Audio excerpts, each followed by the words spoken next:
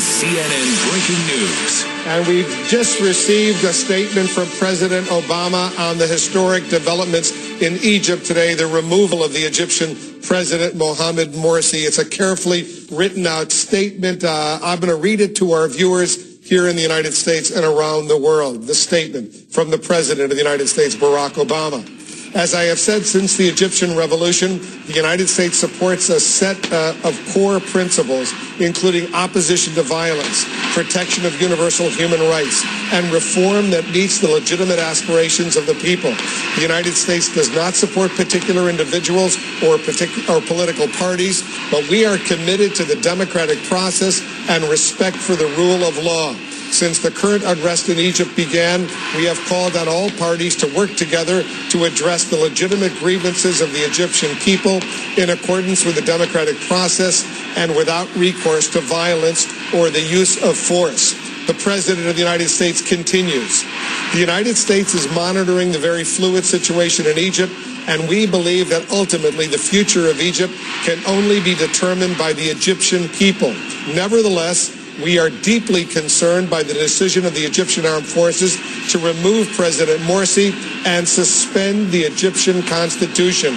We now call on the Egyptian military to move quickly and responsibly to return full authority back to a democratically elected civilian government as soon as possible through an inclusive and transparent process, and to avoid any arbitrary arrests of President Morsi and his supporters.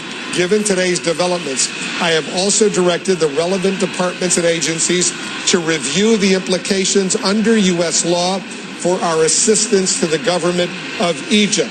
The President continues again.